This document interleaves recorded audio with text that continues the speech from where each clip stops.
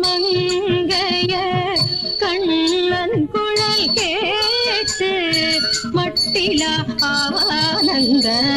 கடலில் மூழ்கி கண்ணனை கண்டு காதல் கொண்டு